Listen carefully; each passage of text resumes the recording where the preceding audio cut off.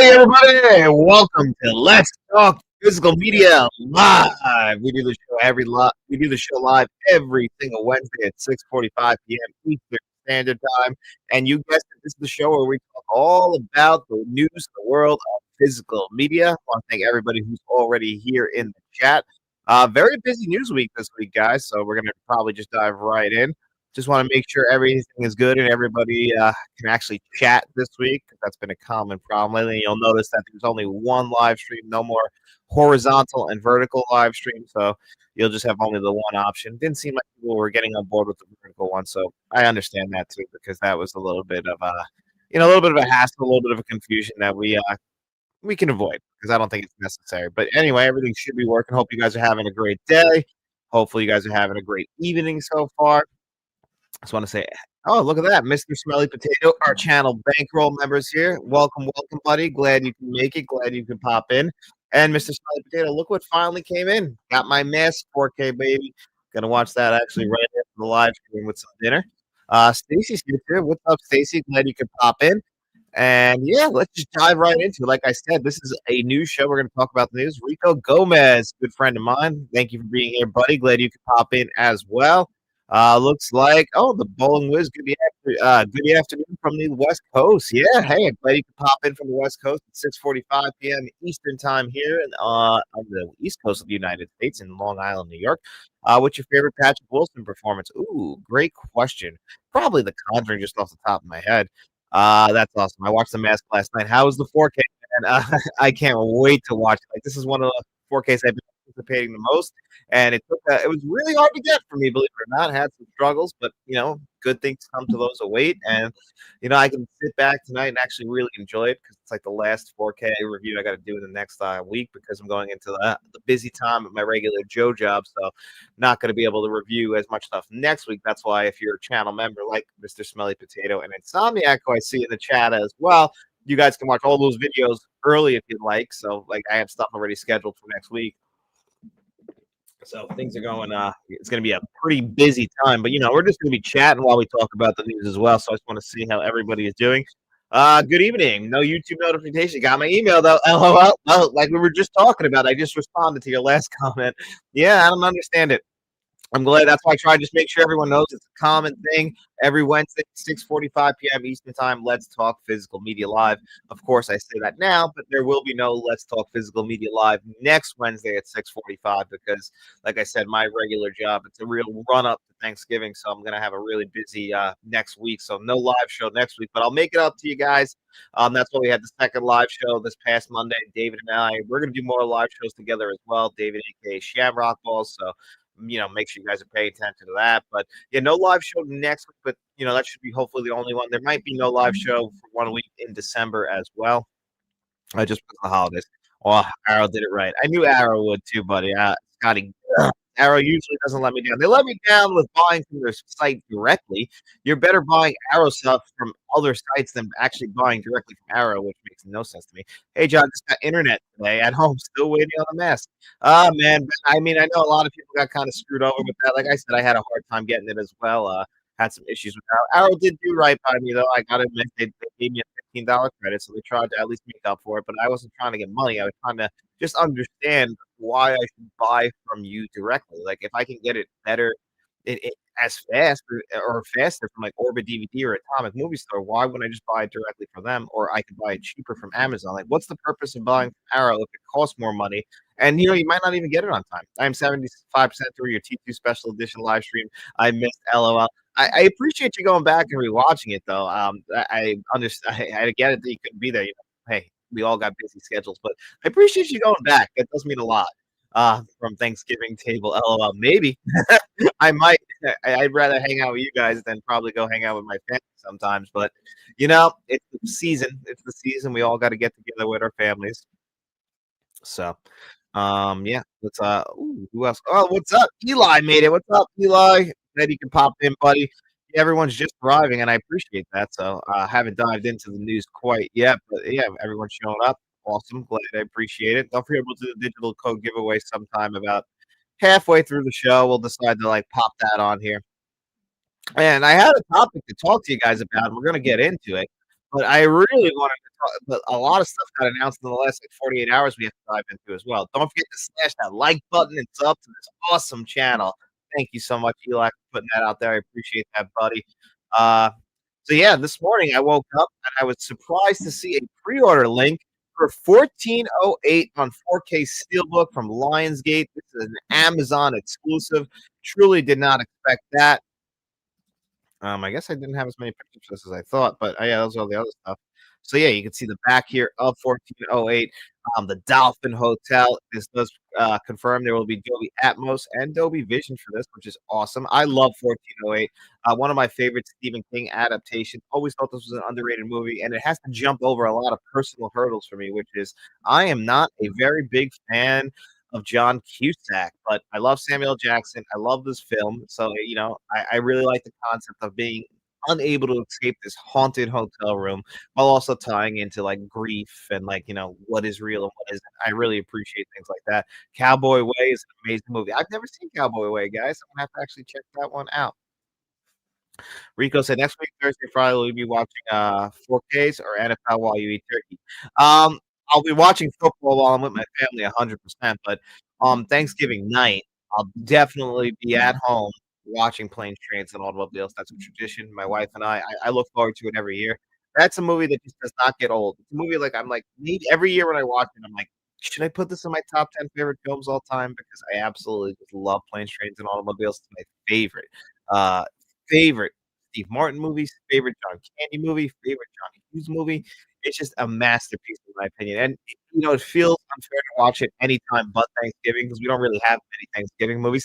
Thank God the slasher Thanksgiving came out by Eli Roth a couple years ago to give us something new, something different, but even around this time, it's also Uncle Buck season. It's John Hughes season. It feels like fall and winter in a lot of his movies, because it's in Chicago and you got that, the cold air coming off the mountains of Michigan over there. Always wanted to go to Chicago. That's actually where my buddy Rico's from. He's from Chicago, so he's got that cold air. I recently found your channel. Keep up the great work. My groove order of hard boiled came in today after it was out of stock. That's awesome, and thank you so much for watching the channel. I really appreciate that. I'm glad that you're enjoying it so far, and I'm glad you got your hard boiled. That is a great 4K Blu-ray. I absolutely love it. I actually have all those Scream and Shout Factory, like when they come, if you order directly from them, usually comes with a poster. I had to put a bunch of my posters that are still sealed up in the basement. I just have no place to hang them, but I'm absolutely the only two I kept up here because I'm like, I'm going to get the frames and I'm going to hang them, and that's for the Killer and Hard Boiled because I just have those movies already some of my favorites. I need to rewatch 1408. Was really disappointed that one time I watched it. I understand that. I remember the first time I watched it, and the person I watched it with also did not like 1408, but I've always been a big fan of it, and, obviously, it's not up there with the upper echelon of Stephen King adaptations, but I think it's got a lot going for it. I do truly love the concept of just being in that hotel room, like a simple hotel room where you think you can just walk out the door and it's all over, but it's not. I really love that concept, so I was pretty excited that this got announced. I get why not everybody would be a big fan. Um Sam Raimi's Spider-Man is a Thanksgiving movie. That's a great point. That does have a great, Thanksgiving dinner scene with, the 2 families. Everyone forgets that. I forget that. I cooked turkey dinner for the boys. She did. She came in there for all of them, the Willem Dafoe, everybody. Frank, what the hell's his name? Who played Tobey Maguire? Tobey Maguire is the guy who played Spider-Man. I'm a fucking idiot. But yeah, you're right, 100% right. Like there are movies with Thanksgiving scenes, but like actually surrounding the Thanksgiving holiday, it's very rare. And I mean, John Hughes did another one. He did Dutch. That's a Halloween movie. Halloween. That's a Thanksgiving movie as well. So yeah. Also, this one got announced. It's a big one. The Mechanic for a lot of people. If you're a big fan of Charles Bronson from the 1970s. These are the Death Wish days. If you're into that, you're absolutely going to be a big fan of The Mechanic, and that's getting a Kino Lorber 4K Blu-ray release. That's awesome. Really excited about that. But this is one from Kino that really we knew it was coming. We finally got it confirmed. Mimic on 4K Blu-ray. This is, I believe, from 1997, directed by Guillermo del Toro in his American debut. This movie, it's not one of my favorite Guillermo del Toro films, but it's also been a very long time since I've seen it. Guillermo del Toro, at least for me, lately, he can't miss. I've enjoyed pretty much every one of his movies. Crimson Peak, I'll admit, when I went back and watched the 4K Blu-ray, even though it's one of the best looking 4K Blu-rays out there, my opinion changed a little bit. I cooled a little bit on Crimson Peak. I could see a little bit more flaws in it. Still really love it. I really enjoyed Frankenstein, except for like one little piece of dialogue towards the end of the movie, which we'll have to unfortunately wait to talk spoilers about because I can't tell you what it is unless you see it. My audio is breaking up, you said? Is it still breaking up? Is there still audio issues, guys? Let me know. I'd be very curious because it might just be a wire. Is it still breaking up? Did not know that. Hold on a second. If it's still breaking up, let me know. I'll unplug it and plug it back in because it might be that. But if it's not, if it was just a minor glitch, I won't continue. I'll just let it go. But yeah, just let me know real quick if there is an audio issue. I would really appreciate it just to confirm what Rico said. But anyway, I'll keep reading on. If not, uh, which Rico actually said, which movie is better, Mimic or The Relic? The Relic is pretty good. There's actually another film named The Relic that's also pretty good, but I'm gonna still say Mimic. Uh, Besides Planes, Trains, and Automobiles, what other movies do you like to watch during Thanksgiving? Me, I'm a big fan of Places of Ooh, very good film about preparing a Thanksgiving dinner. Okay, pretty cool. Let me see what Stacy said. Okay, I guess my audio is still good then, right, guys? Yeah, besides Planes, Trains, and Automobiles, like I said, Uncle Buck, usually around this time, but I jumped the gun a little bit this year because we put the tree up, put the Christmas lights up a little bit early again because of my regular job. When I had the free time, we decided to put it up, and we did all that last weekend. And we usually start the Christmas season. The movie that opens up the Christmas holiday season is Die Hard, and we already watched Die Hard. Like this is like the pre-Christmas season where you watch like the alternate movies. Like this is the time of the year also where Lethal Weapon ends up on at least twice this Lethal Weapon. Maybe I think this is the year I do a whole franchise run. It's been a while since I've done a franchise run. Um, I just love Lethal Weapon this time of the year. It says, "What about Thanksgiving, the horror slash movie?" 100%. That's another one. Yeah, I was saying that Dutch. That's another one you can watch this time of the year. Just kind of like before you get into like December. Like December's when you watch like the proper Christmas movies. I think around Thanksgiving, like you kind of just watch like the alternate Christmas movies, like what's another good alternate Christmas movie for like this time of the year? This is like Jaws the Revenge, like these like kind of other movies like that are around the Christmas holiday, around the Thanksgiving and Christmas holidays. I have made it a point to rewatch movies I once hated because my tastes have changed. And I see movies being recommended by you guys. I once hated the movie Heat. It's now one of my favorites. Oh, Insomniac, don't feel bad. Like I've had that happen too with plenty of movies. I always say a movie like everybody likes and you didn't like it and you only saw it once or maybe even twice. I say give it another go just because your opinion does change. Like Blade Runner is one of my top 10 favorite movies of all time. I did not like Blade Runner the first time I watched it, and I just feel like it's because it was very misleading. I feel like the trailers are misleading, and I feel like that's what happened to a lot of people with Blade Runner. Is it makes it feel like they like make you think it's a sci-fi action film.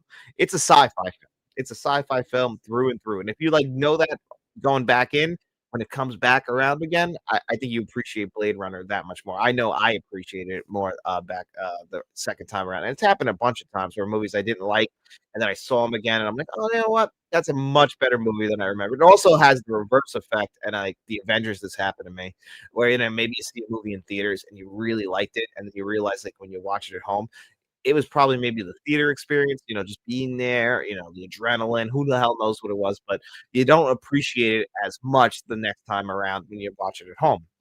It happens. I've had it happen a couple times. You know, that's why even when I put my top 10 movies list together for the end of the year, I try and watch the movies a second time because you never know. Some movies where you it's just one time because it's just like too depressing. What about let's see, Scotty Duns. What did Scotty say? Rocky.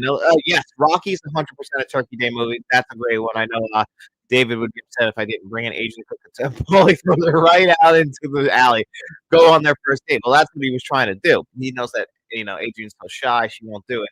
But I mean, Jesus Christ, Paulie. She spent the whole day cooking the turkey pretty much for you, and he's such a douchebag. But you know what? It did give her the extra oomph to finally go out with Rocky, and he's been trying to get that across. He's a little shy himself, so yeah, that's a nice one. The Rocky franchise, another like November franchise. Again, Northeast, the snow on the ground. It has that tone. Rico says your audio is making you sound like Arnold Schwarzenegger when you talk. I wonder what that is. Is it that bad? I'd have to like check it out on my phone and see how bad it is. Let me see. Maybe I'm too close. Maybe I can ask Faith to check it out and see why it's so why it's so bad like that. I'm not too sure. Let me see. Oh, I get an ad for myself. So why it's so bad like that. I'm not too sure. I must be too close because I sound pretty good on my phone at least. So I'm not sure why it's doing that. Maybe I'm just too close to it. I'm on top of the mic. Uh, Give me the mic so I can take it away. Boom, for the home of the Brockton. I can't sing fucking old dirty bastard. I'm sorry. I'm not even gonna try. So yeah, anyway, he had Mel Del Toro coming up, baby. Uh, Pauly Shore, underrated? Yes, I've always felt like Pauly Shore gets a little bit of a bad rep. I'll admit his voice annoys me sometimes, but I've always enjoyed In the Army Now. I think that's actually a pretty underrated. Most people might circle a Biodome or a Encino Man, but I've always felt like I've always enjoyed In the Army Now. Thought that was a little bit funny, and I think people were a little bit tough on it, if I'm being honest. But of course, some comedy is very subjective. Uh, Here's a great question actually for Stacey. Uh, Rank movies you would like to be the most on the least. Rocky, Barry Lyndon, most at least, like the best to worst. Like out of those movies, I'm gonna say Barry Lyndon's probably the best. Total Recall second. Rocky, no, that's actually not true at all. Ugh, fuck, that's tough. That's a real tough. I love all three of those movies. I don't know if I could do it off the top of my head. To be honest with you, at least. Let's see. Insomniac. I loved all his movies. Dumb fun. Yeah, I mean, he knows who he is. I mean, he's literally the son of the woman. What's her name? I am gonna obviously get it wrong, but who owns? I think it's the Comedy Store. Who was the original runner of that? So like, he's just got comedy in his blood. No one's gonna ever accuse him of being like a great actor or nothing. But he's really, really funny. I've always appreciated. So Criterion also announcing their February stuff, which is crazy. That February is already being announced for 2026. But yeah, they gave us the February announcement, and I was surprised, pleasantly surprised. The Man Who Wasn't There. This was directed by the Coen brothers. This is probably one of their more forgotten films, starring Billy Bob Thornton, as you can see right there. I haven't seen this movie in years, since I was in high school. I remember this one being one that, it's been a while, but I love to get more Coen brothers on 4K, so that was always pretty good. This is the big one. The best, who won the best actor that from this film who passed away? I can't remember his name, but anyway, Network, one of the best films of the 1970s, getting a 4K Blu-ray release from the Criterion Collection. I actually love this artwork. I can't wait. I can't wait to see it. Obviously, Dangerfield is always one of my favorite. Rodney Dangerfield is one of the best stand-up comedians of all time, and then of course, when he started doing movies like with Caddyshack and then Back to School, like he became an even bigger figure. And like, I'm mad as hell. Network, man. I'm so happy that's getting a 4K Blu-ray release. Scotty Gunn. Rudy is a great movie to watch for the season. Oh yeah. The theater catches all the autumn flavors up in Indiana. I actually have gone to the stadium up there in Notre Dame. I was never the world's biggest Rudy fan, but it is a really good movie for this time of year. All the football movies. I mean, nothing feels like autumn than football, right? At least here in the States. I haven't seen in years either, but I remember enjoying it. Yeah, I don't remember I don't know why I never went back to it. I don't remember. I remember just being like indifferent on it. Same kind of how I felt like Burn After Reading. I think I felt very similar about those two movies where I was like they were good, but it's also been a very long time. Burn After Reading has also been one that's been rumored to be getting a 4K release sometime down the line. So hopefully that does get it. Ladybugs, LOL. Yeah, Ladybugs gets a bad rap, but that's another one that's really really funny. Rico. Don't are you really? Rico, you don't like that artwork? I like it. I've always also been a fan of yellow and black in this colorway, so this really kind of works for me. Robert Duvall and Faye Dunaway give great performances in this movie also. Uh, but Warren Beatty steals that one scene in Network where he's talking about how there's no countries anymore. There's just corporations. If that doesn't still ring true in 2025, like that entire thing about how corporations rule the world, it's literally stood the test of time. It's been staring us in the face the entire way, and yet we've just been here. Network is a must on 100%. You have to get Network. Oh shit, I'm late. John, what's up, buddy? Jeff, I'm glad you can pop in here and join the chat. Hope your night's going well, man. Criterion sucks at cover art. Usually does a good cover. I don't know. I would say definitely does the best. the thing with Criterion is like some they can be really hit or miss. Sometimes I really enjoy their alternate cover art. I think they commission good artwork. Shout Factory too. I mean, I think Warner Brothers is absolutely the worst when it comes to cover art. I at this point it's been so bad lately. I feel like they've gone out of their way to purposely make bad cover art. But I like this network one. Um even though even the man who wasn't there, I'll be honest, I like them both. Um Ladybugs is great. The bar scene always cracks me up. Yeah, that's a funny one. I gotta freaking go back and watch Ladybugs. You know what movie I watched 2 days ago? That's an old '80s comedy that's directed and produced by Joel Schumacher. DC Ebb. A buddy of mine from my regular job. He gave me the DVD because I hadn't seen it, and I watched it for the first time. And that movie is so stupid, but it's so funny. And I'm just showing you my biases towards the 1980s. I hope more Coen brothers come to the Criterion after Man Who Wasn't There. We still haven't gotten a lot of the big ones. Like we've gotten Fargo on 4K. We've obviously gotten The Big Lebowski. But where the hell's Raising Arizona? I really need Raising Arizona on 4K Blu-ray. It's like a hard one to get. You know why? That's fucking 20th Century Fox and Disney, isn't it?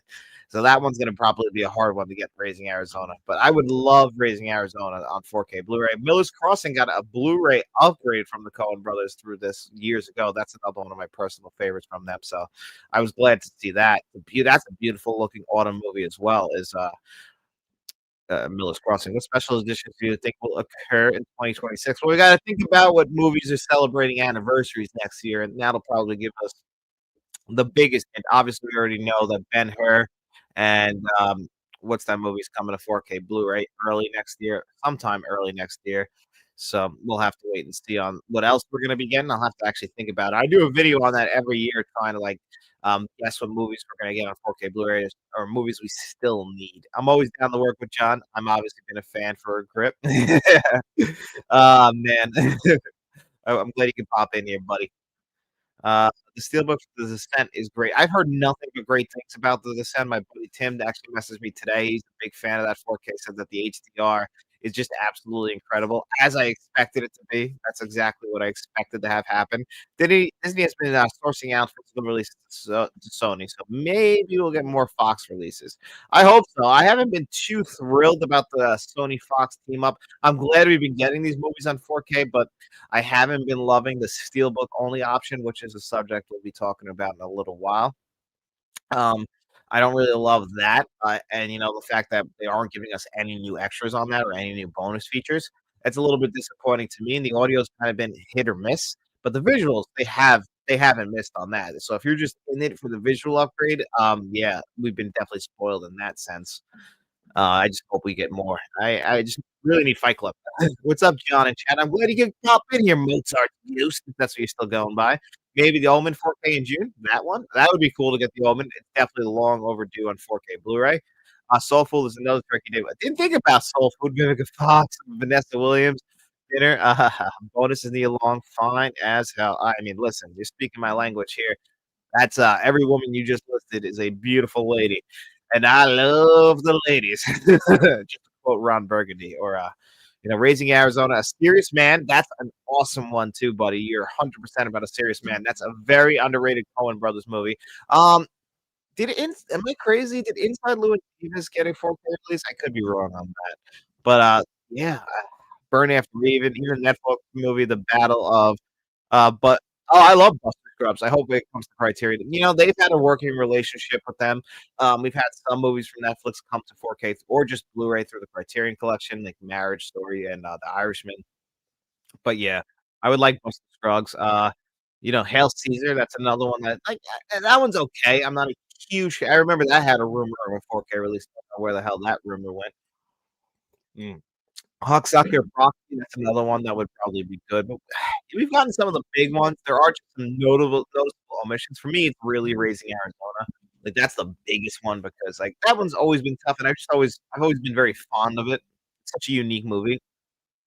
It's a must own 4K. Yeah, see, that's all I keep hearing is how I must grab it. Like, I'm missing out, boys and girls.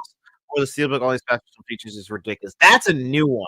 Like, only if you buy the Steelbook do you get the second disc with the bonus features. Like, what the fuck is that? Like, that's just really you're really you're splitting the atom way too much and trying to get so much out of us. I absolutely hate that. I completely agree. As someone who isn't super into Steelbooks overall, I'm not digging that. Yeah, me neither. I'm always getting a standard edition. For me, it's the disc first. As long as the disc functions well and we get those bonus features, I'm fine with whatever the packaging was. I was never I didn't really care for all those years. Yeah, do I want the slipcover? Absolutely. Do I want it to look good? But I was never too upset when we just got the regular standard Blu-ray cases. Criterion always kinda did their standard packaging, and they haven't even really budged on that. Sometimes when they take risks, it's not really the greatest risk to take because, I mean, I'm looking at you Train Spotting and Citizen Kane. That packaging is that was a swing and a miss on that. Uh, John likes the dark meat. Yeah, well, I am married to an African American lady. I'm not gonna lie to you guys. So yes, I do. Maybe a Backdraft new edition. I do have the Backdraft 4K Blu-ray out that's already exists. I love that movie. I wish we'd get Deliverance on 4K. Deliverance would be a great one on 4K. What year did that come out? 72? If I had if it's 71, there's a good chance we get a 4K for an anniversary edition this year. But if it was 72, we'd probably be looking at 2027 if I had to guess. I wonder if swingers could ever get into the criteria. I would love that. And you know what? If that goes in, I would think Clerks would go into the Criterion Collection because this is early work from, like, known artors, if you can consider, like, some of these guys artors. But I always felt like Swingers was a great indie film of the 1990s that, without it, we don't have Jon Favreau and, Vince Vaughn and even maybe, Heather Graham. I don't know, these are movies. I mean, the scene with him in the voicemail, Jon Favreau, is an all-timer, and "You're So Money," oh, man, who wasn't saying that? Yeah, I would love to see it. What about Bob needs a new release? Definitely. Well, we know that's a comedy, and we know how they treat comedies, unfortunately. So, while I would love, "Don't Hassle Me," I'm local. While I would love it on 4K, I don't know if it's coming anytime soon. We can hope, but this new Criterion slate looks great for what is something of the year. I want TMNT. Yeah, the Man Who Wasn't There and 310. Yeah, I haven't finished going through the list. 310, the Ye from Yuma. This is one that what's this? Musicals? I don't even know. Libutuaski musicals. Not something I'm too familiar with. Someone I have to show me that. Cloud. The artwork has me very, very, very intrigued. By the way, I haven't seen it. If anyone can give me a rundown of that. Playtime. I've heard of this, but I've never seen this one. This is one I absolutely love, directed by John Cassavetes, A Woman Under the Influence. This is a fantastic movie, probably a one grab for me on this one. And then, yeah, the original 310 to Yuma, which I was just talking about that. I did a review of the 4K for the other one, the remake that came out starring Christian Bale. That one I did a review on the channel not too long ago. Great 4K Blu-ray. Definitely can recommend the film. Inside Llewyn Davis 4K on Blu-ray, but probably will get upgraded. So I should probably hold out on that. Inside Llewyn Davis, that's one that's a great character study. Just a little tangent on that because this is not a very Oscar Isaac plays a musician, a struggling musician. You don't really like. He's not the most likable guy, but you understand him, and that's what I love about that movie because you got to spend the entire film with him. Obviously he meets these whirlwind of characters, these very creative type, very nuanced characters like John Goodman throughout it, but still, it's like you're following this guy who has flaws, very human flaws. I very much enjoy Inside Llewyn Davis. We need Frank in here so we can give him more shit about not having back there. Yeah, I would like to give Frank as much shit about that as I can. I might just do a whole review of it just out of spite, just because I want just to talk some backdraft. Sideways would make a great Criterion edition. It would. That's a physical media edition. My mom and my stepdad used to collect DVDs, and they love Sideways. I very much remember green covered DVD of Sideways. I think Sideways is a fantastic film. That's also one that it was very popular when it came out, and I don't ever hear anyone talk about it anymore. And it's a shame because Paul Giamatti, as always, is great. Do you like Made in America? Yeah, I do. It's a good movie. That's it for the Jungle because that's also a great movie that I saw in theaters. I would buy that immediately. And Mozart Ghost. What else did you say? Just trying to run down the chat. Who has to go back and get the rig? My God, so funny. Uh, I'm actually happy to see Playtime get a sequel separate 4K Blu-ray for anyone that doesn't want the Jack Tyson yet. Oh, that's you recommended this. So I should check that one out. That's one I haven't seen. The artwork also something had me intrigued on that. The Blu-ray Sideways out of print and expensive nowadays. Yeah, that's something like we got to hold out for that. Speaking of expensive and out of print, Dog, I don't know if you guys saw on Amazon, that's like $30 now, so that's a pretty good price to pre-order the 4K Blu-ray for that coming out in December. That's one of my must-owns for December. I wish Criterion would put out the Hunger on 1983 4K. You think that they would do the Hunger? That feels like something that like Arrow would do. I feel like I'm not sure. I mean, maybe I would definitely check it out. Hopefully, it gets the 4K Blu-ray treatment. But yeah, to circle back, because we were just talking about Steelbook. I don't know if you guys saw this about from Bill Hunt, but he talked about a couple things that are happening out right now in physical media. Let's see, this is the one. So right here, they could, however, the other part of this is that the studios make more on releases because the big U.S. retailers, Walmart and Amazon, often agree to take the whole run without returns. Whereas with Amaray/Elite packaging copies that don't sell out, the studios typically have to take back and dump as overstocks, which counts the loss against their profits. That's why so many 4K titles are being released as steelbooks and off. So yeah, that's kind of the big thing when it comes to why we're getting more steelbook releases and only steelbook releases from certain companies like Sony, Disney here in the US, while in the UK, that's where you'll see those slipcover editions, which are very nice, by the way. You'll see those. I got one of them from Rocky Horror Picture Show, so you'll see why they get them over there and why it's just what sells. Unfortunately, this is a business first, like everything, and money talks, and and we got to fucking walk. So that's what kind of sucks. Um, yeah, one thing that kind of bothers me about this, I gave him the digital copy. He has no excuse. He better. I want to see that review from Frank about Backdraft. I want to see it. So yeah. So why are we just getting steelbooks? That's the reasoning right here, and why we're getting less standard editions. Like, didn't St. Elmo's Fire? Like Sony's been doing this a lot. Like La Femme Nikita, St. Elmo's Fire. We only get the steelbook option, and they're more expensive. And like a lot of people, like maybe you don't necessarily love this movie, but you like it and you want it on 4K, but it never drops in price, and it's only there on 4K steelbook, and it forces you to buy the 4K steelbook or risk never having it on 4K. And sometimes then you get the tough decision. Well, I might as well just keep the Blu-ray then if that's the case, or But when it comes to movies that like you really want, you're like willing to make the exception. Like Edward Scissorhands. Like I wanted to see what that 4K Blu-ray would look like in 4K, but was it worth it to buy the steelbook? That I don't know. I think going the standard edition slipcover route probably would have been the best way to go, in my opinion. So Bill Hunt is always a reliable source, and he also talked about right over here. He was talking about. So I think, oh, will I read this, guys? Yeah. So this is happening with a lot. So this is in reference to why a lot of 4K Blu-rays, like such as Hard Boiled, Killer, a lot of these movies sell out, or if you pre-order them, it takes a couple weeks to get them, is because there is only two facilities. I'll just read the whole thing. So this is happening with a lot of 4K Ultra HD titles right now, and the reason is that there is only so much disc replication capacity left on the planet in 2025, much reduced from what it was in 2015 or 2005. The studio demand for that capacity has now outstripped it. So no studio can make enough copies. Oh shit! See, I fucked up. Sorry.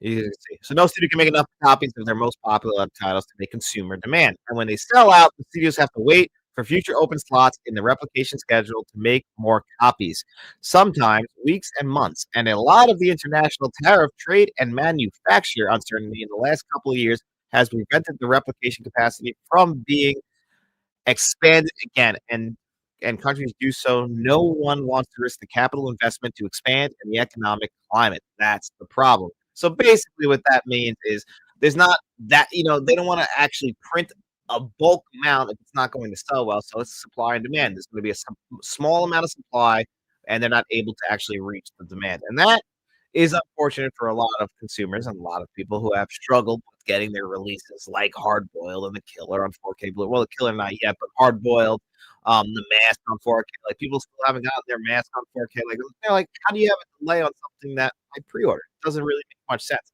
We're getting a lot of steelbooks. The quality control for discs has gone down because they're pushed to capacity at the Mexico plant. Yes, exactly. Like, how are they supposed to? Oh, wait, hold on one second. I just want to make sure we just drag Frank out a little bit here. What's up, everyone? Hey, Frank, we were just actually talking about you, Insomniac and I. We were discussing your inability to, or actually how you haven't seen Backdraft yet. So I just want to let you know we were ragging on you a little bit about that because it's a sin against humanity. But back to like not being able to get all these steelbooks, like the quality control really has. That's a great point. How many faulty discs have come out? And then again, have to now print replacement discs. It takes a good amount of time to go against their profits, and they have to justify making the physical media. And it's such a niche audience as it is. It gets very frustrating. We also get next to nothing new, and are paying for the extra money for the privilege of the steelbook with no extra special features. Which I know a lot of people don't care about the special features, but I am a huge special features junkie. So that's something I always look forward to ever since the DVD days. When it went from VHS to DVD, that was like a really big selling point. Was hey, look at all these bonus features. They were going all out, like giving us documentaries and everything. Now, like Warner Brothers, they fucking roll their eyes like it's a big deal to give us two featurettes that are like 6 minutes each. That they had just people sending a Zoom call interview with, and never really with the big actors. Like it's very frustrating. Demand is high enough. We need more replication, but the big money doesn't want to build a new plant, I guess. Which that's something that's never made sense to me. If like there's the ability of like wanting, like if there's a demand out there, you would think you'd want to do this. It creates jobs, but hey, what the hell do I know? So it's basically like a hobby is capped and can't elevate out of a niche. Well, it's not just what's it? Super.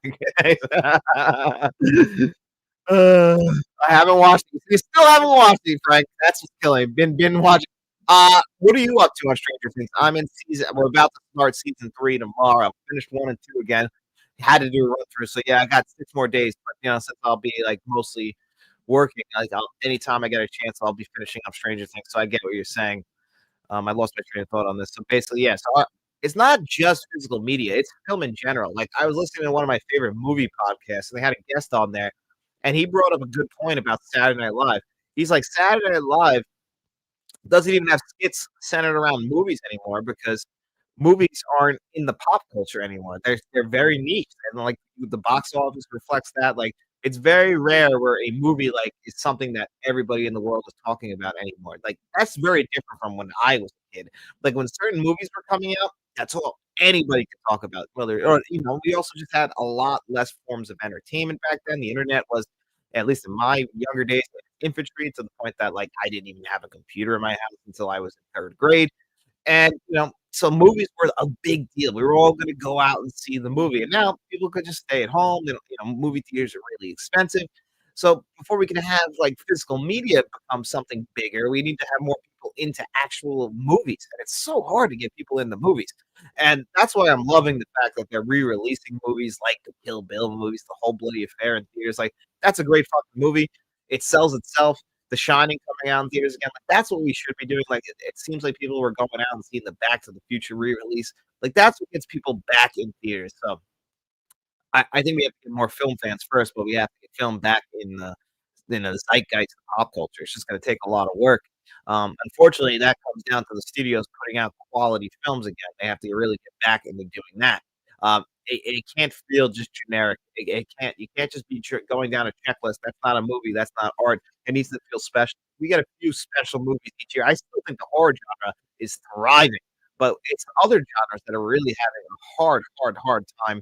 And a lot of the Oscar baiting movies are just feeling too pretentious and pushing a message. It's just not the same anymore. Frank, I'm about to start doing that too. Yeah, you gotta do it, man. You gotta get into it. It's so good. Oh, Stranger Things, it's amazing. Such a great show. I thought it would be boring the second, like I already seen it. It's fucking great. Got me again at the end of season 2. Season 2 of Stranger Things gets a bad rep. Doesn't deserve it. Is Ernie Hudson underrated? 100% Ernie Hudson is underrated. I was just saying that last week about The Crow. I'm like, Ernie Hudson was like, anytime he popped up in Oz or whatever it was, always gave 110%, was always awesome. So a channel I was watching earlier brought up a possible ending for season 5 of Stranger Things. And it would be typical Hollywood if they did it. Show ends with all having been one big D&D game. Holy shit. Imagine. I would be pissed. I would be pissed if that's what they do. I saw some interviews now given what else are they gonna say, like with the kids, who are full blown adults by now, like in their 20s with kids, about how like they were very worried about Game of Thronesing it. Like, we all know how Game of Thrones went that really rushed last season to the point where I haven't gone back and rewatched Game of Thrones, despite the fact it's one of my favorite shows ever, because I thought they fumbled the ball hard in the last season. So went back, haven't rewatched it. But they said that the kids, but they were worried about that. All of them, they're younger, they're very self aware. I appreciate that about it. and they said that the final scripts are very satisfying, and we're all gonna be really happy about it. So let's hope, fingers crossed. Obviously, they're really pushing these last episodes. I might see the season finale in theaters if they do that by me. Feels like the kind of thing that won't happen for me just because of what's around me, but I am thrilled. I can't wait. Mm. Eh. Bitch, we're already there. Oh, man, Ernie Hudson, that is great. Yes, I love him. Yeah, I mean, hey, listen, I have no problem anytime anyone wants to talk some Ernie Hudson. He's a great, great, phenomenal actor who, again, I don't think he's ever properly gotten his flowers. And we're kind of at like the halfway point. I want to show you guys some of these digital codes that are available for people entering into the digital code giveaway. I also from Scotty Guns how the Grinch stole Christmas. So that one just came in, so you don't see it here, but there you see 310 to Yuma right there. So if you're somebody who's interested in the original one, this is the remake, the one directed by James Mangold, starring Russell Crowe and Christian Bale. Russell Crowe just and Christian Bale, just some of the most solid actors out there. Rico, About Last Night, 1986, is a good movie about relationships, but will be hitting an anniversary. Oh, you're right. So maybe we'll get that 4K next year. About Last Night. I've seen About Last Night actually. I'm trying. I don't know why I'm having a hard time recalling the plot and everything to it. But anyway, let's spin this magic wheel. So we're going to add this to the stage. We'll first remove this. And we are going to add the wheel. There you see the wheel. Check for your name. I'm going to shuffle it up a couple of times. All right. Now, I don't know if you guys can hear it, but I can't hear it. I had to turn the volume off because I had an echo, and I'm not too sure what the echo was before this. Let's see my buddy Frank. I'll be back about 20 minutes. Got to be a dad. Fair enough, buddy. Show ends around 8, so even if you don't pop back in, still hope you got to go do dad things. Dad comes first, buddy. Always and foremost. Originally, definitely. Oh, I can't wait. So what's that? South, the X. I'm not going to try. All right. Congratulations on that one, buddy. I think that's your first digital code win. Hit it one more time. Let's see how that's going up. Yeah, get in the elevator going up. I don't know if I have taking the elevator going up. My bad. Even I fucked it up. Let's see. Ooh, Thomas Anderson or them dude. I think it's gonna be Thomas Anderson. There he is. Congratulations, Mr. Anderson. All right, so remember, if you're checking in for YouTube digital code giveaway winners, these are available here, and so are these, and so is How Grinch Stole Christmas. And a lot of these codes, most of these codes are donations from people, and I want to thank all those people for donating digital codes. Also, Emmanuel Sanders, who donated the um, Alfred Hitchcock 15 film collection. I appreciate that, buddy. Somebody grabbed that last week. I believe it was the Destroyer. So awesome. That's a real gift. All right, thank you guys. Most of these codes are donated, and I really appreciate that. Like I said, we won't be having the show next week, so um, we'll spend the week 4 times in 2 weeks, and we'll also do our physical media giveaway for our boys and girls who are channel members. You got it right. Did I get it right? I'm not even 100% sure. Lucidio Pavarotti. Adi, that's a hard name to pronounce too. Who is the singer Elevator Go Up? I tried to look it up and see who it was. I don't know, but I got a copyright claim from whoever it was. So, but I only got it once. I never got it any other time. I don't know why I got the copyright claim, but I did. So the elevator people were not very happy with me using their stuff. Oh, one thing we got to talk about that kind of came in very last minute. I'm just going to read you these out loud because I don't have the pictures for them. Oh, my dad called me. I'll call him after the show. But let's go right here. There was some stuff. Now, these, I don't know if these are official. I believe that, we were talking about last week how Sony kind of put out like a census kind of thing, like what movies do we want on 4K Blu-ray in 2026. And I saw that Dawn of the Disc is reporting that I guess these are the movies that got picked because it says that these 4K Blu-rays are coming. And they are Ali. This is the one directed by Michael Mann. Not the Michael Mann movie I want on 4K Blu-ray, but hey, I'll take it. Uh, the Girl with the Dragon Tattoo. This is one of David Fincher's movies. This is the movie I believe he did after The Social Network. It's a great movie, one of his forgotten ones. It's very similar in cinematography wise to The Social Network. Very good movie though. That's also a remake of a French film. Stuart Little. That's why I have a hard time believing. Because I cannot imagine Stuart Little ever coming to 4K Blu-ray. If we get Stuart Little on 4K Blu-ray before we get Fight Club, I mean, I'm gonna lose hope. Like, how the fuck does that happen? And it's not even an anniversary. Came out the same year as Fight Club too. So it better not happen. That Sony probe. Yeah, they got us, man. They got us. Senior movie. Okay. Uh, uh, and vote for the girl with the dragon tattoo was a waste of a vote. Fincher will look after his stuff. Yeah, I don't even know if that'll like that's the thing. This year we got 3 David Fincher movies on 4K Blu-ray, and people were disappointed with Panic Room. I thought Seven was a great 4K release. I don't know if it's gonna make my top 10 of the year. We'll have to wait and see. But Panic Room I thought got a bad rep as well as far as the 4K release, and I really like Panic Room as the film. I also really like the 4K. Here's another one, just like Stuart Little, that surprised me. Click. Of all the Adam Sandler movies, now I think Click's actually a pretty good movie. It's actually kind of sad. I think it's a little underrated. Does it need a 4K? Of all the 4Ks in the world, I don't think so. Big Daddy. Now that's an Adam Sandler movie I can get on board with getting a 4K. I remember seeing that in theaters in 1999, around the same time I saw Inspector Gadget in theaters in 1999. Always thought that was a really good movie. I appreciate that coming to 4K. Walk Hard, the Dewey Cox story. I quote this movie every day with a buddy of mine that we're just big fans of this, and I think John C. Reilly's on tour right now as Dewey Cox, and we were saying if it's in anywhere in like the tri-state area, Connecticut, New Jersey, New York City, somewhere, we're going to see him because we have to see him. He's just great. Quit your job, just quit it, Dewey. You're never gonna make it. What do you mean? I have a number one song. I mean, I've already made it. What about my dreams? I told you already. I can't build you a candy house. It's gonna rain. It's gonna stick. You can't do that. I love Dewey Cox. They both. I read that one already. That's my bad. Insomniac saying the original Dragon Tattoo movies are amazing. Yeah, wasn't one of them like the girl in the spider's web? I'm trying to remember the names.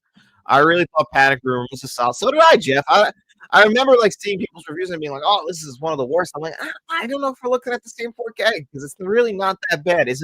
You know, is it knock your socks off good? No, it wasn't. It was a solid 4K. Not everything, there's more nuance in the world. There's no great and bad all the time. And I felt like that's one that kind of got a bad rep.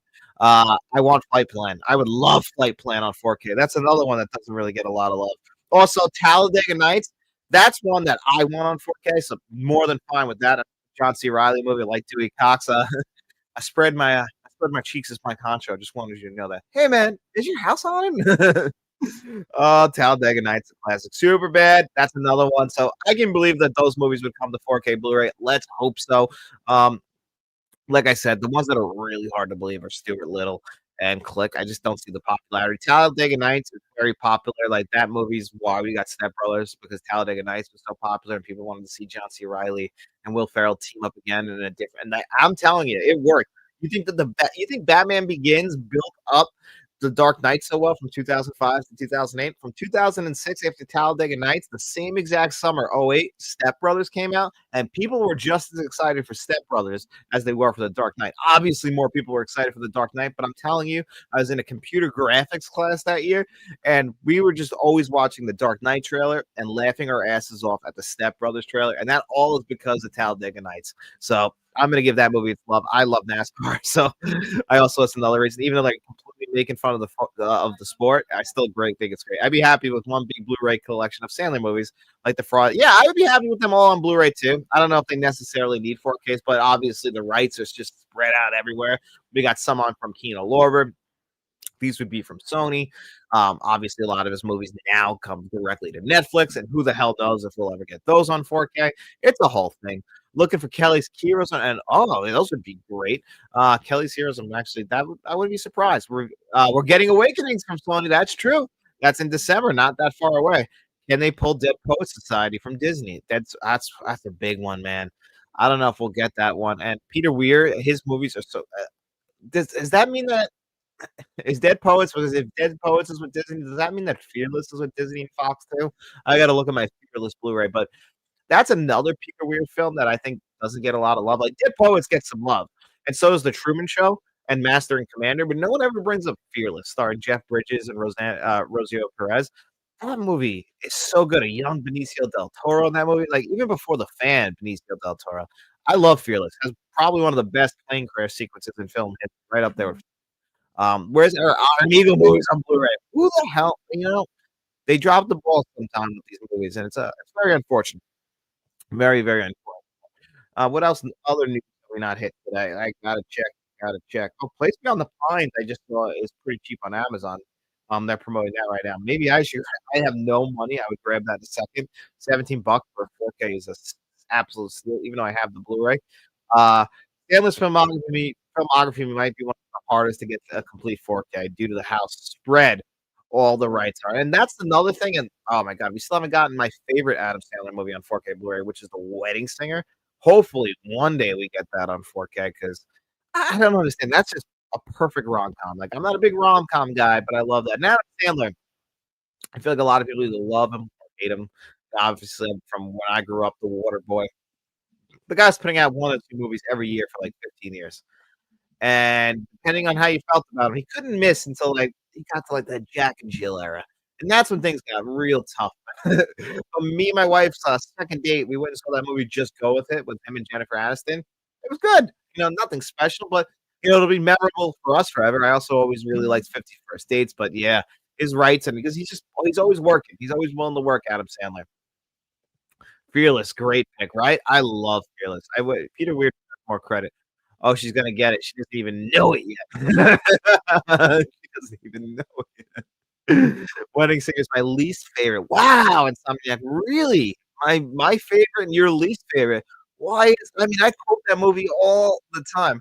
I mean, I literally have used the line, "Well, I'm the one with the microphone, so that means you're gonna listen to every word that I have to say." Ugh, he's losing his mind, and I'm reaping the benefits. Somebody kill me, please. Go on and on. Love The Wedding Singer. John, have you seen the 3 Dale and Hart story? Yes, I did. The Barry Pepper one that aired on ESPN.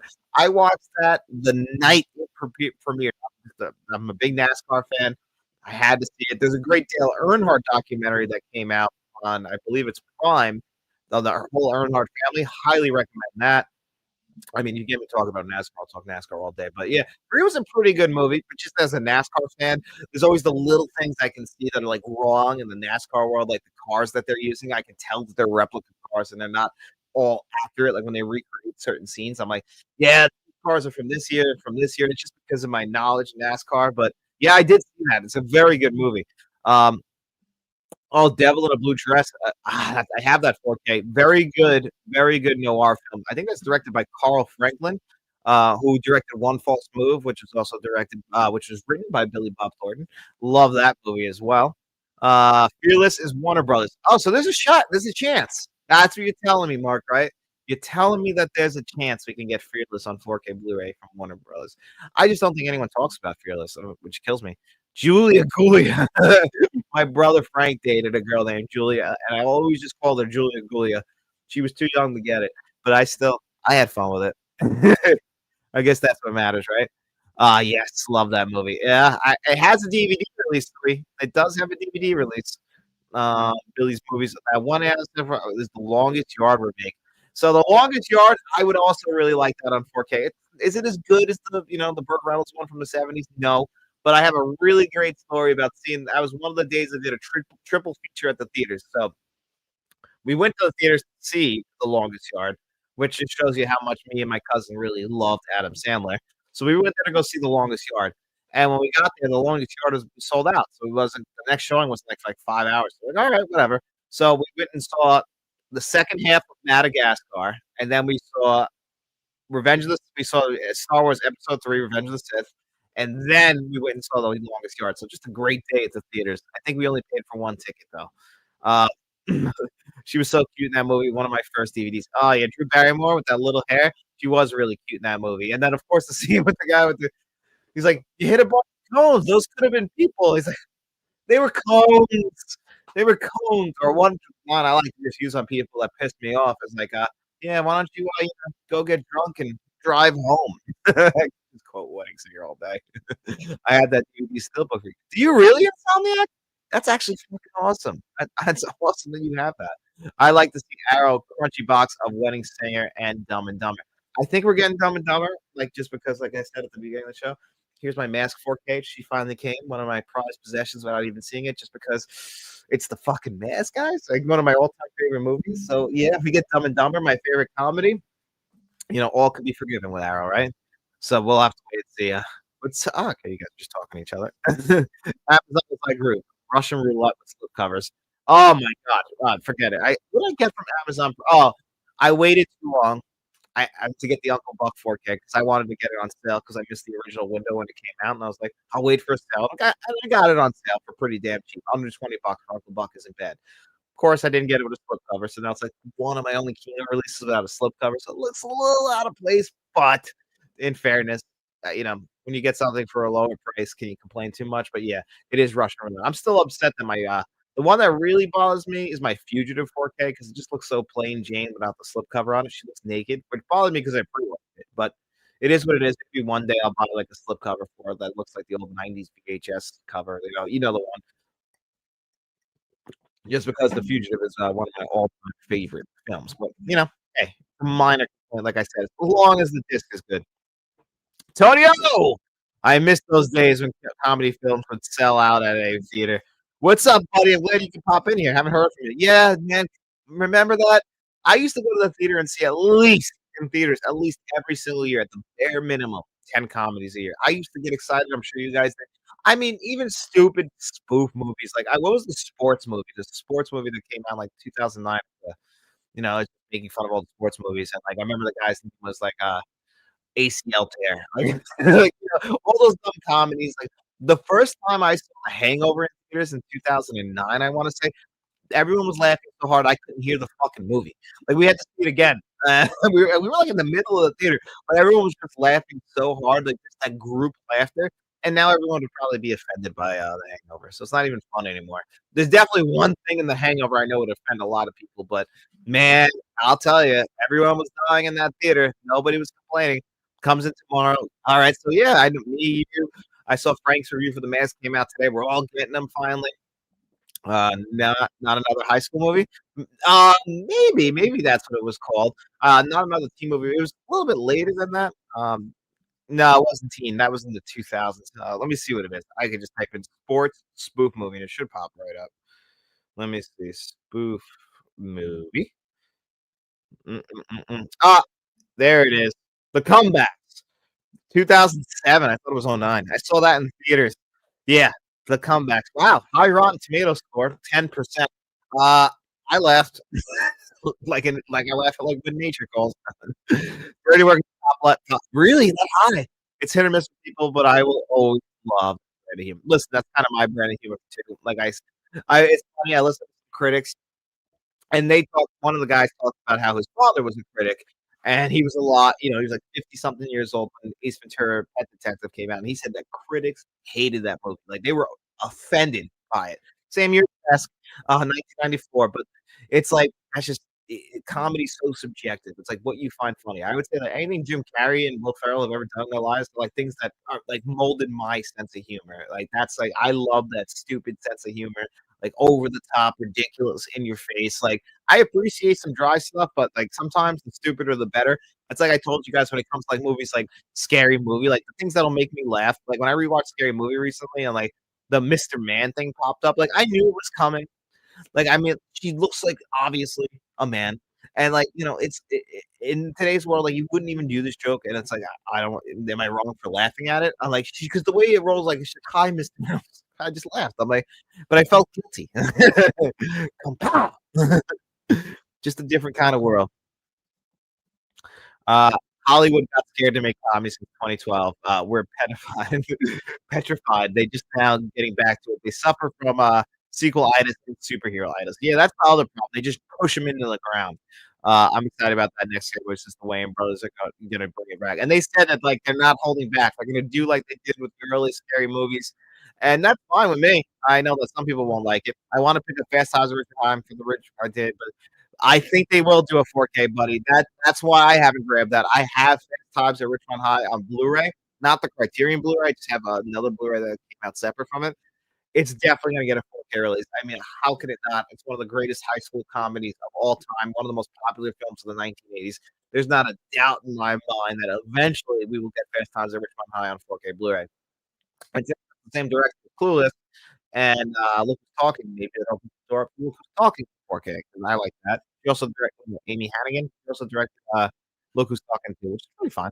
I heard Audi will be releasing 4K of Pulp, and we're getting that from Kino. She wants to sell that. Oh yeah, you said it right there. As possible before the Arrow one comes out, 100%. And I hate that because Kino they did it. I hate it when that happens because Kino did Silence of the Lambs, and then Arrow's version was so much better. It's like if that's the case, I would definitely rather get Paul through Kino and get the UK version than actually get the US version. I mean, get the Arrow version than the US version. So that's just me personally, at least. They'll do a good job. I'm the same beach Fast Times. It's gonna happen, man. I feel blessed I didn't buy Criterion Blu-rays. Every time they upgrade something to, I've got a green light if I'm like the film. See, now the thing is like sometimes it's really hit or miss. It's even worth it to upgrade the 4K. One that I has an upgrade available, the Fisher King. I have the Blu-ray, but because of like certain other ones where I've upgraded the 4K, and I'm like, I actually prefer the Blu-ray version. And because you get nothing but a visual upgrade, I'm like always hesitant now to actually upgrade. Although I've been proven wrong where some of them are really nice upgrades, like blowouts. So it's always on the fence. But that's why right now I usually don't pick up Criterion Blu-rays unless I'm very confident that they're not going to get a 4K Blu-ray release because they're not really the most popular film. But for the most part, if I already have it on Blu-ray, I might not upgrade. I'm like so conflicted with the Wes Anderson movies. We'll have to see what happens with those on 4K if they get solo release enough, so I can at least like cherry pick what I want from them. Yeah, I picked up the Breakfast Club at 2 weeks later, 4K house. And in my opinion, you could just hang on to that Blu-ray. I think the Blu-ray scan is a little bit better than the 4K scan, unless you want just a sharper, warmer version. But it's really totally up to you, obviously. Dirty Work is awesome. Dirty Work is a great film. I got to get that 4K myself. What studio is it that's doing that at close range on 4K? I want to grab that on 4K as well because that's a fantastic movie that I didn't see for the first time until the last year. I always, Sean Penn, Christopher Walken. I'm walking here. Oh, what a classic, classic, classic film. So, before we wrap up today's show, though, you guys have anything else you want to chat a little bit about? Like a few more minutes left. Chevy Chase is oh, he's so good at the doctor when he's talking about sports. That's that's classic Chevy Chase. That's the kind of dry sense of humor I really like. Yeah, I saw your review today. We now have comedy thrown into almost every movie and has to be replaced standalone comedies. It sucks. But it's what I see. It makes the most modern movies a joke, and we care less about the characters. 100% Billy's movies. That is you pointed out something very true. Today's movies, they do try and put comedy into every little film, like try and give it like some comic relief, and they kind of forgot about straightforward comedies. Also, comedies have really shifted towards television. And as somebody pointed out to me that I really didn't think about, like the short form comedy on like just Reels and Instagram and Facebook, TikTok, like the short form comedy. Like that's also very popular. So it's kind of replaced film comedy. But for people who grew up with film comedy and really enjoyed film comedy, just a quick 90 minutes, like a good funny movie, like we just get a bunch of laughs and the group setting really added to it too. Like we lost that. It's just you can't really watch a comedy on your own if you've seen it a bunch of times. It's really the group setting that kind of makes it feel special. But yeah, comedy, unfortunately, I'm glad that they're trying though. I mean, at this point, theater's gonna try everything like we talked about. I've been thinking about grabbing the Fisher King during the sale as a younger Criterion collector. The main ones I buy myself are 4K, barely lookables. Yeah, since you are just buying now, it's only a $5 difference usually, so you get the Blu-ray packed in there. There's just been some like if you like the Three Colors trilogy, like I think that the Blu-rays are much better than the 4K. So that's happened a few times.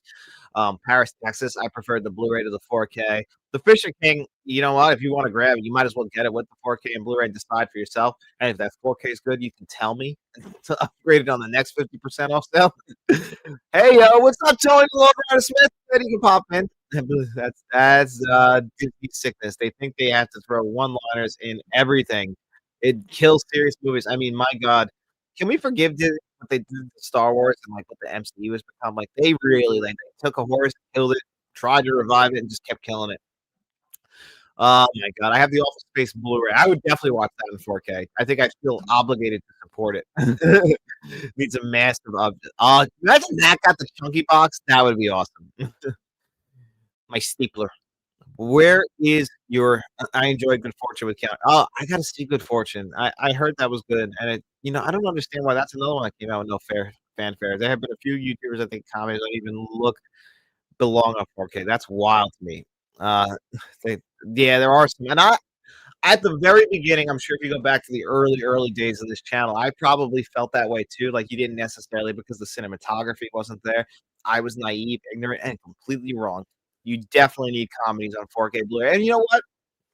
One thing about a good 4K is people actually start to have interest in your film again. They might have liked it, maybe they forgot about it, but now it comes back into the word of mouth, like Tommy Boy earlier this year, like, people might have not remembered that Tommy Boy was a good movie from the 1990s or younger people who do collect physical media. These are the kind of ways they find these comedies. So, yeah, maybe I hope so. Speaking of Michael Mann, John, we need Last of the Mohegans on 4K is the one I was hoping that we were gonna get announced by Michael Mann. But and Miami Vice, what the hell happened to Miami Vice? They announced it and then they took it right away from us, and I don't know where that 4K is, and I really want it. I'm one of the rare people who really likes Michael Mann's Miami Vice remake. I mean, he did the original one. I'll be big great upgrade for sure. 100% Mark. That's the big one. That's the one that I am most looking forward to. So anyway, guys, to wrap up this show, I just want to let you guys know again what's going to be happening over the next 2 weeks because we're not going to have a live show until 2 weeks from today, 14 days. We'll be back at 6:45 p.m. Eastern time for the four. We'll be giving away 4 digital codes, and I'll also be doing our channel members giveaway for the physical media giveaway. So if you're a producer or hire, we'll be doing it on that show as well. In the next 2 weeks, I mean, until that live show, though, there'll be plenty of 4K reviews, the top 10 Kurt Russell movies, countdown from worst to first, thanks to Mr. Smelly Potato, our channel bankroll member. So we'll be getting that. And then, like I said, we'll have 4K Blu-ray reviews for The Mask, One Flew Over the Cuckoo's Nest. What else we got out there? I finally saw Outland for the first time, did a 4K Blu-ray review for that. So there's plenty on the horizon, guys. So I hope that there's plenty to keep you guys occupied through Thanksgiving. Then, of course, Eyes Wide Shut should eventually be here. We'll get a 4K review out for that. But we'll have plenty in there, and then we'll be back. So I want to say happy Thanksgiving to you, all of you. Happy Thanksgiving, Mark's Movie Menus. Hope you guys, Mark's Movie Menu, I'm sorry. Hope you guys enjoy it. Enjoy your family, enjoy your friends. Don't eat too much. Don't eat too much. Who the hell cares, right? It's the holiday. Uh, so, enjoy yourselves. Be safe. How will I live without you? That's why the videos will be out, buddy. So I hope you guys all have a good one, man. I know you get busy this time, man. Yeah, this is a very, very, very tough time of the year, end of the year for me. So it is what it is. But hey, I'll be missing you guys. I hope you guys enjoy your night, and thank you guys all so much for being huge supporters of me. Without you guys all showing up on Wednesday nights, this really makes it all worthwhile for me. So again, happy holidays. We'll be back in 2 weeks. Watch the movies, enjoy yourselves, and be safe.